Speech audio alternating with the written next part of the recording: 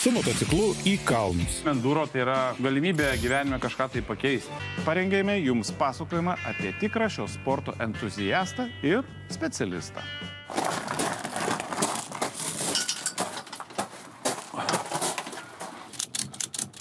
Trach, trach, trach. Viskas. Tu man pasakyk, kas yra enduro. Vieniems enduro tai yra ištvermė, iš lotynų vertiniais. Kitiems enduro tai yra disciplina, jeigu tu esi sportininkas ir labai auganti.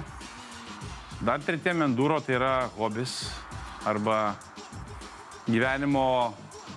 galimybė gyvenime kažką tai pakeisti. Dažnai sakoma, kad jeigu tau norisi motociklo, tau artėja viduramžiai. Prieini sankryžą, yra du variantai. Eiti ieškoti nuotykių, kita kryptis eiti ieškoti nuotykių. Tik tai kokios priemonės? Jūs suprantate, apie ką aš kalbu? Tai yra galimybė gyvenime turėti pakankamai mažom sąnaudom, su minimaliais fiziniais savo potencialais ir pakankamai greitai turėti super hobį, kuris tau realiai kerta per kojas. Nežinau, kaip vertinti. Arba aš per silpnas, arba visi jau pažengė į priekį. Toli. O gal man motociklo gaila? Kodėl ne dviračiai? Tai dviračių minės, stengiasi, palaikai formą, turinio pakankamai daug, nes tu ne lokaliai, ne prie pliažo sukinėjasi ir drugelius gaudai arba badmintoną žaidai. Tai motociklas, tai turi dauginti iš kartų. Kartais iš 3, kartais iš 5, nes su motociklu gali užkilti aukštai, gali nusileisti žemai, gali per trumpą laiką pamatyti tiek, kiek, tarkim, aplinkoj, kurioje aš gyvenu, mano kaimynai turbūt net pusę nematė, kiek aš mačiau, nors jie čia gyveno nuo pat gimimo. Tai jau kai niukau, tai niukau.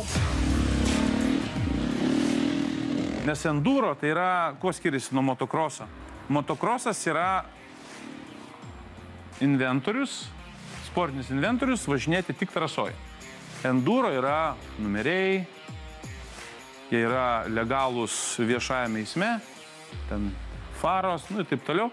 Tai reiškia, tu gali važinėti visur, o jeigu nepravažiuosi, ką darysi? Prasineši. Tai ta laisvė, jinai žmogui čia dar užstiprina tą emociją. Kiek kainuoja enduro? Taip pat enduro kaip kategorija turi toks kitas 3 kategorijytės, ar ne, kur kiekviena irgi apsprendžia tavo tikslus. Tai, tarkim, pirma kategorija, tai yra šita, tarkim, ne? Tai yra lengvųjų hard enduro, hard yra aštrus, lengvi ir aštrus. Tai reiškia, jie turi labai agresyvę tokią jėgą, kurią reikia suvaldyti, bet jie, kadangi lengvi, tai tu tiesiog, sakau, jeigu nepravažiuoji, tu prasineši. Tai jiems reikia turbūt bene daugiausiai pinigų, dėl to, kad mus labai myli parduotuvės, dėl to, kad mes viską dėvim. Pasinieks nelinksta, viskas lūžta. 6-7 tūkstančius eurų tu turi va taip turėti iš karto, o po to jau einame, nes einamas tai eis ir eis. Soft enduro jau yra sunkesni motociklai, tai yra grubiai kilogramais. Jeigu buvo hard enduro 105, 110, 115, tai soft enduro jau nuo 140 iki, tarkim, 180, 170 kilogramų. Tai patys suprantat, kad tai yra jau sunku. Vos ne kaip papildoma keleivė vežiesi. Ten, aišku, viskas labiau sustiprinta, ten daugiau metalo, ten jau jis nebus motovalandinis. Tu galėsi tada jau važinėtis ne aplinkui čia namus arba ten, sakykime, tą rajoną savo. Tu jau galėsi važiuoti jau po visą Lietuvą. Soft enduro yra mažesnis motociklų pasirinkimas, vyrauja europietiški, japonų mažiau, bet jeigu seną japoną paimsi, tai tada ant stalo turi būti turbūt su ekipiruotė, aš kalbu su viskuom, gali, labai taupant 4-5. Ir trečia? Advenčeriai. Tai yra sunkieji, arti kelioninių jau. Tai yra nuo 180 kg iki 220 ar ten taip toliau. Nes jeigu bakai dideli, tai jau dukiam. Tai jie yra, jau tavo planai turi būti ne tik Lietuva. Tai čia jau dažniausiai keliauti rekomenduojama dviese, tai yra dviese ant motociklų, nes jie visi yra pritaikyti važiuoti su keleiviu. Ir labai gerai nuėjom į kelionės, nes aš ką tik radau 4. kategoriją. Keliavimas kemperiu ir vežtis enduro į kitą šalį, ką tu ir veiki žiemomis. Aš grubiai tokie 8-900 metrų aukštyje. Ir iki jūros čia grubiai kokia, jeigu ant tiesiųjų 5-4 kilai.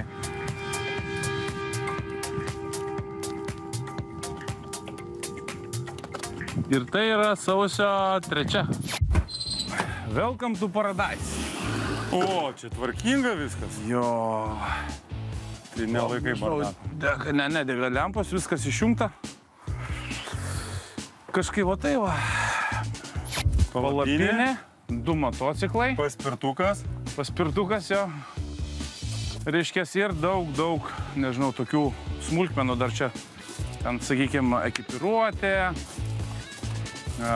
šalmai, batai, nes tos ekipiruotės labai daug naudojam. Mano tikslas, kad aš atvykstu į naują šalį, tai yra susirasti bendraminčius, o mes jų ieškom jau prieš išvykdami. Ir šiuo metu 6 šalyse mes turime jau ne bendraminčius, o partnerius. Pirmas dalykas, ieškau šalių, kurios enduro leidžia toleranciją mums važinėti ne tai, kur mes norim, nes tarkim Ispanijai vasarą iš vis griežtai draudžiama važiuoti į biškus. Dėl gaisringumo ten gausi ne tik tai baudų, bet ir motociklą tavo atims. Aš daugiausiai važinėju vienas, lendu visur ir kai vienas, tai būna toks, nemandagu, ta prasme, ignoruoti. Tu atidaro duris, prašom, užeikit, ne tai, kad kalbi prie durų, užeikit. Tarkim, aš jiems sakau, aš noriu va šitą kalną įvažiuoti. Galiu pas jūs apsistoti. Ir tau jie paaiškina ten ožkų takais kažkaip ir tu ten lendi ir jie mėgaujasi, nes ten daugiau nieks nevarė, nelindo. Ir va tai va po biškį tu susipažįsti ir dabar, tarkim, bendrauju tikrai su nemažai žmonių, kalbu ne apie lietuvius, ir mane tiesiog traukia. Ir jau metų iš metus spalis. Ką tu norėtum tiesiog pasakyti žmonėm, kurie gyvena tyliai gamtoje ir pravažiuoja enduro? Kartais reikia tolerancijos, bet jos visada mes turim kuo toliau vis mažiau. Bent jau aš taip matau, kai keliauju po pasaulį, tai pietuose labai daug tolerancijos. Labai daug, tai reiškia tikrai daug. Man yra atidarę jaučio, atsiprašau, ganyklos vartus, Portugalas. Ir sako, važiuok.